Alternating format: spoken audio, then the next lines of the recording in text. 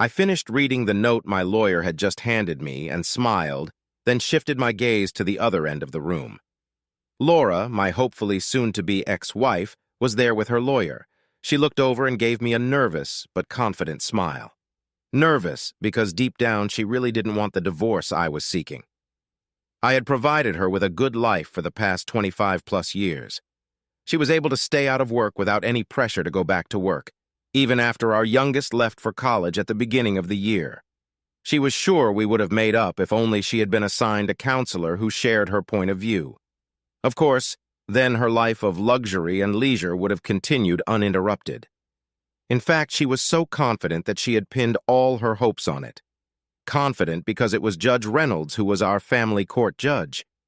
It was said of the infamous Judge Reynolds that he had a collection of male organs hanging on his office wall, so extensive that you could barely walk through the door. He never, not once in his entire career, sided with the husband no matter what the wife did. He could give the cheating wife a house, and the offended husband would pay all the utilities.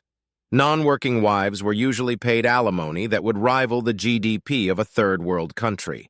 Meanwhile, the ex-husband was left living in a shoebox at the county dump, wishing he had enough money to afford macaroni and cheese.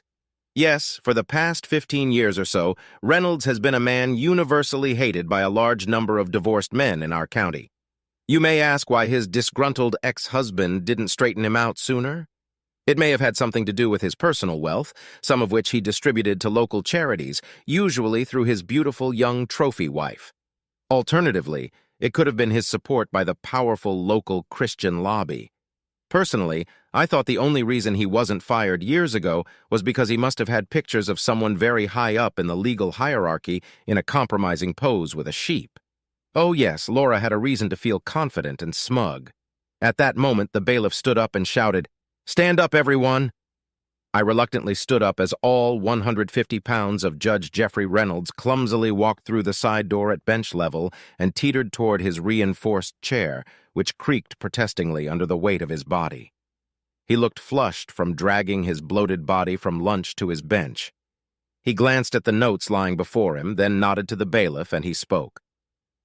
"This is the continuation of Brown v. Brown, the Honorable Judge Reynolds presiding." The courtroom was filled with the rustle of clothes as asses hit the seats. I might as well not have bothered to sit down when he nodded for me to stand up. The judge looked at me mockingly and said, "I see that 5 days ago you completed your last stay in prison, Mr. Brown. I see it was your fourth 30-day incarceration in the county jail for contempt of court. As I said at the time I imposed this sentence, I believe that couples counseling is mandatory in any dissolution of marriage. Marriage is an institution blessed by God, and a person must mobilize every resource available to them to avoid breaking the heavenly union or incurring the wrath of God. Are you now willing to give your wife a chance to explain to you, under the guidance of a professional counselor, how you have failed her?" I nearly choked on the effort to keep from throwing up at his insulting words. This guy could have made Mother Teresa lose her temper and throw something at him, but instead, I forced my voice to sound strong and steady. "If, after you and my wife hear what I have to say, you both still want me to participate in this counseling charade, I'll agree." I was surprised that I was able to finish that statement, even though my attorney told me that the judge was obligated to let me say whatever I wanted to say. This judge had a record of being largely unrestrained in breaking the rules to serve his own unhealthy ends. "Well, then speak your mind, but please keep it short. I have a busy schedule of marriages to save." I cleared my throat and began. "As I've said before, in my 27 years of marriage, I've had plenty of opportunities to lose my way. I still have my looks, and rich and powerful men attract a certain type of woman who throws themselves at you. I've never slacked, despite the stress of starting my own business and growing it to its current size. I think I had a right to expect the same from my wife, after all. She hadn't worked outside the home since she found out she was pregnant with our first child. She didn't have the responsibility of being the sole breadwinner for the family, the stress of running a business, or the enormous workload that I did. Besides, you were right. Marriage is an institution blessed by God, and we both stood before one of its representatives and swore fidelity to each other." "Go on, Mr. Brown, we've heard this rant before." I am simply saying, Your Honor, that I do not think in any way that I deserve the treatment that I received on March 20th of this year. The judge rolled his eyes but did not interrupt. I did not deserve to come home early from work to find a guy sitting in my living room and the sounds of sexual activity coming from upstairs. I also didn't deserve the shock I got when I started up the stairs and the guy in the living room yelled at me, "Hey, don't cut in line! I'm next!" I noticed that at this point Laura looked visibly disturbed. She may be a slut, but she certainly didn't want our dirty laundry on display. The judge interrupted me. "It's not my place to comment on the morals of society. I need to make sure the institution of marriage is protected and the family unit is safeguarded." I wanted to shout, "What the hell is the family unit? Our kids haven't been home in a long time, and they haven't spoken to their mother since she admitted to her disgusting behavior." But I did that last time and incurred the wrath of the judge and earned an extra 3 days in the cell. So I shut up and sizzled with the good judge's stare. I also don't think I deserve to walk into my own bedroom and see my wife lying on her back with her legs around some young gym teacher's buttocks, urging him, "Take me deeper." I know for a fact that I didn't deserve that humiliation when I was told to go downstairs and wait for them to finish. The only bright spot in my shitty life over the past 5 months was remembering the look on that gym rat's face when I ignored my wife's instruction to go back downstairs. First, the annoyed look when I pulled him away from my whore wife, then the look of utter horror when I threw him backwards down the stairs. He ended up with bruises and a broken collarbone before I threw him his clothes. The guy waiting in the living room ran off when I gave him a hard look. He was still unknown to the police and therefore not a witness. The judge interrupted me again irritably. "When will your assault case be heard in court?" "At the end of next month, Your Honor." As I've said 1,000 times, Mr. Brown, the actual conduct of the parties to a marriage is irrelevant. What matters is the principled approach. You could come home and catch your wife with the entire local soccer team, but I wouldn't care. I would still defend the sanctity of the marriage and her rights. Domestic violence can never be excused, even against a man who helped your wife adjust to your shortcomings as a husband. I explained that all of this will be handled by a counselor. As you may know, I see it as my job to economically punish spouses who either don't participate in counseling or ignore its benefits. The smiling fat man then leaned back in his chair, allowing me to continue. I continued without paying attention to what he said. "I certainly didn't deserve the conversation I had with my wife after her lovers left. Obviously, I am a fantastic husband, and she loves me madly, but no man can satisfy her these days, and so she is adamant that she will continue to have lovers. She told me that I could either get over it or file for divorce, at which point, in her words, I'll be blown away." A slight smile at the memory of that. Those words on tape were the reason the kids wouldn't talk to her, and her friend list shrank several times over. The fat man in the court chair couldn't help himself again. "Why do you insist on boring us with your denunciation, Mr. Brown? I have explained several times that your wife's behavior, past and present, is irrelevant here. My role is to make every effort to avoid the breakdown of the marriage and to ensure your wife's financial well-being. I believe this marriage can be saved, and your wife wants nothing more than for you to return to her loving arms.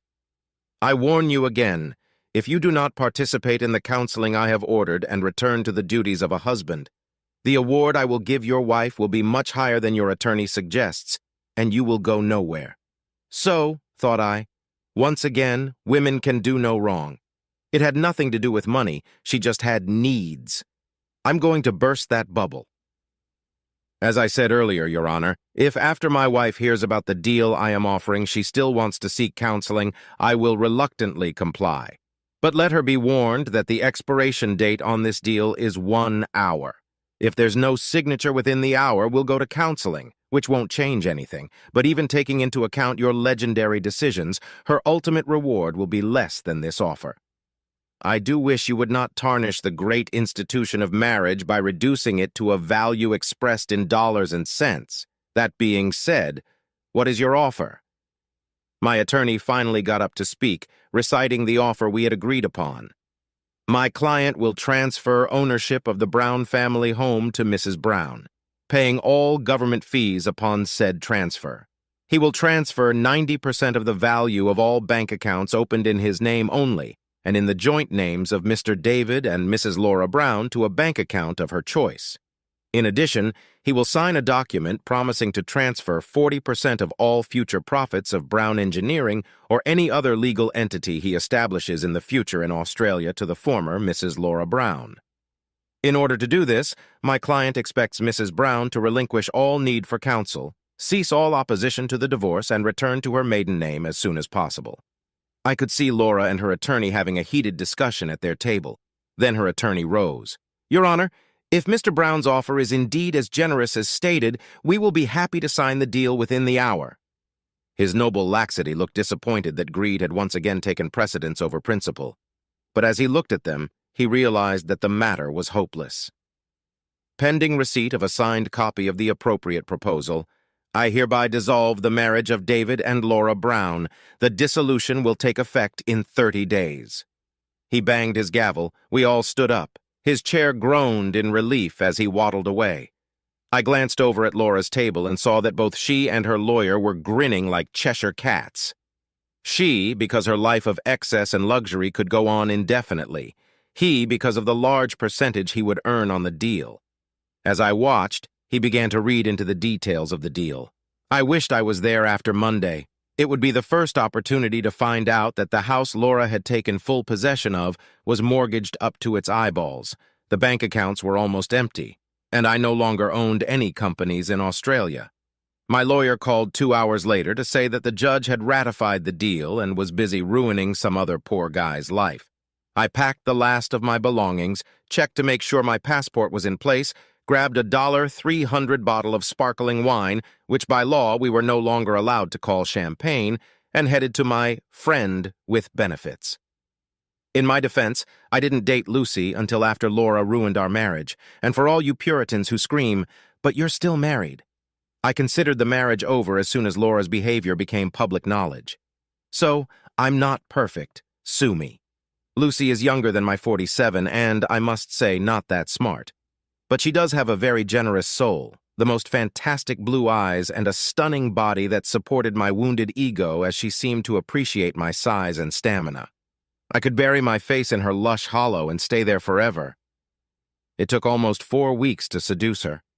Again, in my defense, it's hard to get into any kind of relationship when your stubbornness keeps getting you locked up in the local jail. After I tasted her charms, she really wanted more of mine, assuring me that I was giving her bliss not caused by plastic surgery in 15 years. As soon as I heard the deal was done, I called her to see if I could come over.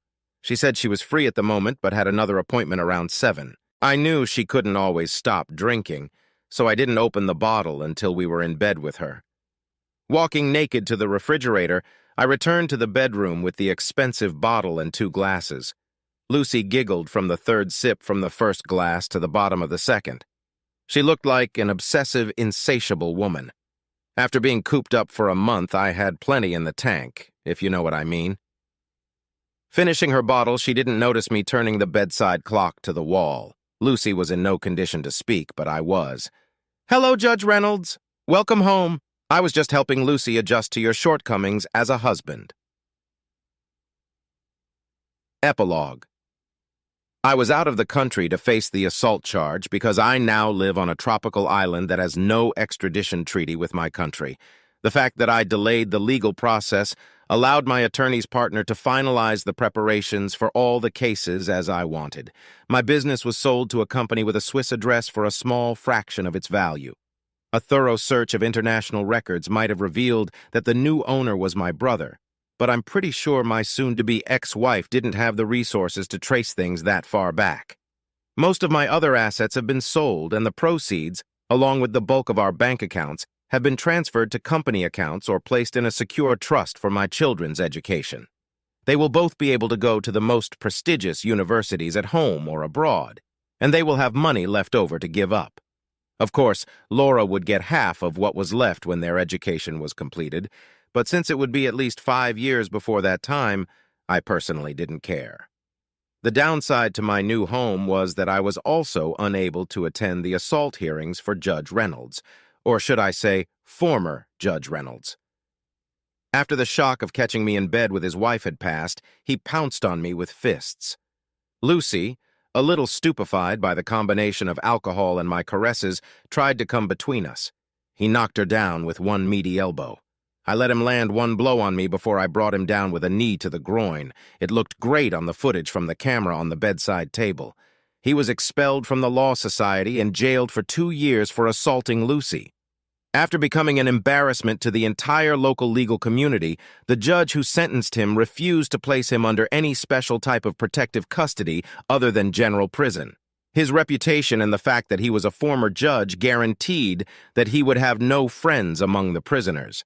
Fortunately, he was so unattractive that even Bubba left him alone, but he was constantly harassed and picked on.